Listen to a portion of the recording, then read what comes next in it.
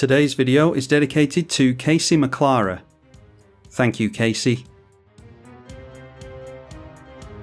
Crick, son of Yawgmoth versus Doran the Siege Tower, Prime Speaker Vanifar, and Muldrotha the Gravetide. I have asked for really strong decks here, so hopefully that'll pan out for us. That is a decent hand as long as we can get into lands, which Opposition Agent could definitely help us with. Yeah, hopefully our opponents don't scoop to an Opposition Agent on turn 1.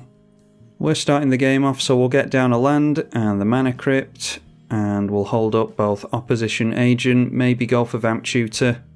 Okay, and there is a fetch. In the interest of having our opponent not scoop, I'm not going to go for Opposition Agent in response to that. They get down a Tricycle land. And then it's Findhorn Elves from Prime Speaker Vanifar. And another fetch from Doran the Siege Tower, so we could have screwed up the searches for a couple of players there with our Opposition Agent, but playing a little bit nicely to start things off. Alright, and then they go in for Enlightened Tutor, so we'll do it now. We've allowed them to get some lands into play. Let's search for an artifact or enchantment. And we can have a look at Doran's deck list if anyone's interested. Not sure what I want to grab here, to be honest. Maybe we just take Sol Ring from them. So deciding to grab the Sol Ring, let's go for Vamp Tutor during the upkeep. I just want to guarantee a land here, so we'll go for the Urborg. And then the look continues, we dodge the bolt, and obviously we draw into the Urborg here. Let's play the Sol Ring that we just stole from the Doran player. And then we've got one floating, so that can go into the generic costs of our Crick. We'll pay 6 life and 4 generic into that. Yep, and the Doran player decides to scoop. They take the Sol Ring with them. I mean, that's Opposition Agent for you. Can't really blame my opponent, to be honest, even if I did say I want really strong decks. The Muldrotha decides to scoop as well. And then the Prime Speaker Vanifar as well. Can't really complain, to be honest, because it's Opposition Agent. Might just pull it out of the deck if it's going to encourage people to scoop. Yeah, so I like the look of Opposition Agent. It's just unfortunate that in order for people to fix their colours and their mana, they have to search their library. So, yeah, Opposition Agent a bit too oppressive on turn 1, I think. But just speak to the power of the Opposition Agent at least. Probably pull this out of the deck and then try to get another strong game, but not hose people with Opposition Agent this time. Okay, let's try again. Crick, son of Yawgmoth versus Omnath, Locus of Mana, Edgar Markov, and Sethron, Heirloom General. We are keeping that because we've got some lands and fast mana, means of controlling the board with some removal as well. We start the game off, so let's get down a land and our Mana Vault. And the other 3 players just get down lands to start things off. I think we can go in for a turn 2 Crick. And then let's follow things up with Necropotence. So already swallowing up 12 life. And let's swallow up a little bit more. We'll keep ourselves at 7 cards in hand with the Necropotence. And that draws us into Trailblazer's Boots and Inquisition of Kozilek. Now it's the Minotaur player's turn. They go for Deathbellow Raider. Attacks each combat available as a 2/3 and can be regenerated for 3 mana. And with that on the stack, the Edgar Markov going for Swords to Plowshares onto our commander. That's the risky run by getting it out too early. Oh dear. And then the Omnath player has decided to scoop on us. Anyhow, the Vampire player getting themselves into a Blood Artist and a token. And we will not draw a card here thanks to the Necropotence, so let's drop a land. And we'll just throw down the Trailblazer's Boots. Then we might as well go Inquisition of Kozilek onto the Vampire player, see if they've got any more removal for us. They do not, but we'll take the Phyrexian Arena away from them. Then let's put some life into the Necropotence. Just going to draw 4 cards with that in an attempt to get into a land. And we do manage to get into some lands there. Let's get rid there of the Malicious Affliction. Don't like discarding that, but I like everything else that's in our hand much better. We'll probably just wipe the board before we get our crick out again. The Minotaur player turns in sideways at us, as you would expect, and then they go for a Demonic Tutor. And dropping a land after that. And then using the land to get themselves into a didgeridoo. That is 3 mana. Put a Minotaur permanent card from hand to battlefield. And hopefully we've messed up the vampire player's 3rd turn. Yep, they just go for the Talisman instead of what I'm sure would have been Phyrexian Arena. And as punishment they hit us with the token, so we're down to 22. So we'll play a land here. And we'll go Solemn Simulacrum. And then we'll just put a couple of life into the Necropotence. Alright, and that gets us into another land. Read the bones from the Minotaur player. Scry 2, draw 2, and lose 2. Which allows them to play a land, and this time they're going in at the vampire player. Forgot to mention actually that I am bringing you this deck thanks to Casey McClara, mythic patron of the channel.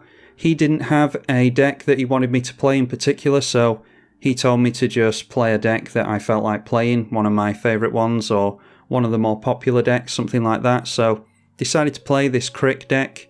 Haven't played it in quite a while, and it did serve popular back in the day when it first came out. Maybe a year and a half ago, something like that.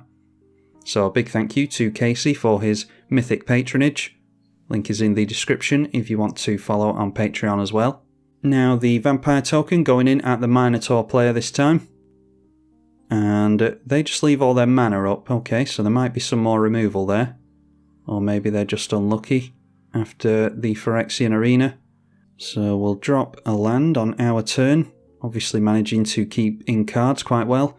We can start using this Cabal Stronghold as well because we've got a lot of basics. We'll generate 5 mana with that. And let's drop down the Aetherflux Reservoir.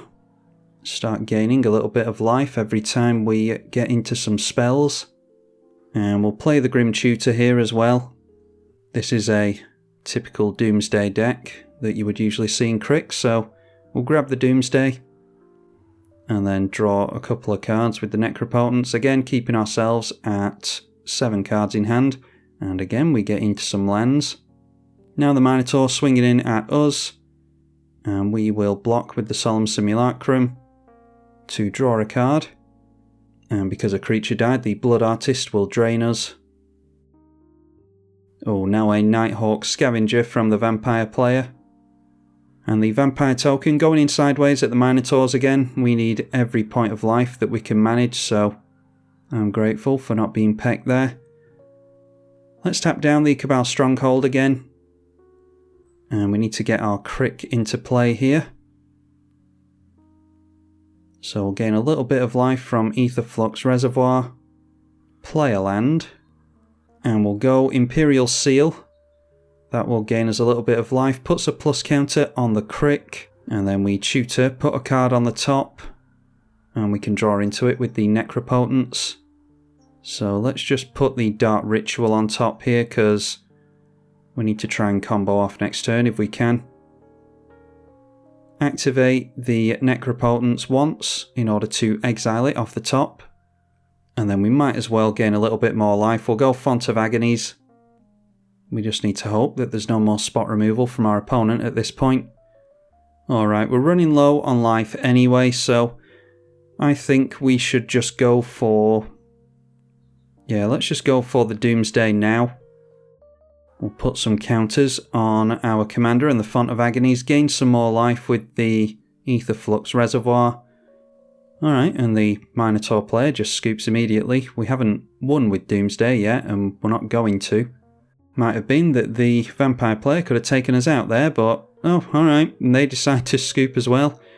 Okay, well, we'll just see what we were going to get into. Couple of quick ones today, apparently. We can, with Doomsday, put 5 cards into our library and exile the rest, which is why I banked the Dark Ritual, by the way. The plan is to win next turn We don't just win automatically with Doomsday. Yeah, our opponent should have played that out, but if we don't want to pump a bunch of life, or we literally can't put any life into our spells with Crick, then hopefully the Dark Ritual was going to help us there. The Dark Ritual would have gained us a little bit of life from the Ether Flux Reservoir, and I thought that might be more relevant. Maybe should have gone for Cabal Coffers, but let's see what we actually would have gotten into here. So we can play the combo straight off the top if we've got Bolas's Citadel in play, although we probably wouldn't have done that here. The combo is Phyrexian Altar, Ether Flux Reservoir we've already got in play, and then it's Gravecrawler and Carrion Feeder, both zombies, so we can sacrifice the Gravecrawler to the Phyrexian Altar for black mana and keep recasting it from the graveyard over and over again, and that does count as casting, so we gain a bunch of life from Ether Flux Reservoir. It's infinite life and we shoot everyone for as much damage as we like. So that's the plan. And we could have stacked it all on top and then drawn into it all with Necropotence. We were always running the risk of either getting wheeled or someone destroying the Necropotence and forcing us to draw next turn, assuming that we didn't leave a card on top, which I probably would have done in order to give myself a bit of insurance against not being decked there. But yeah, pretty much only needed Phyrexian Altar, the Gravecrawler, and the Carrion Feeder there. So we could have just hard cast those things even without our commander, and left a few mystery cards, 2 mystery cards on top, to draw into if we were desperate and needed to have the game last another turn. Anyway, big thank you to Casey McClara for allowing me to play a deck of my own. If you enjoy the content yourself, then please consider doing that as well. You can go into the link in the description below for Patreon and decide to donate to the channel from there if you do so wish. I'm tribalkai on the eedi-H channel. Thank you for watching.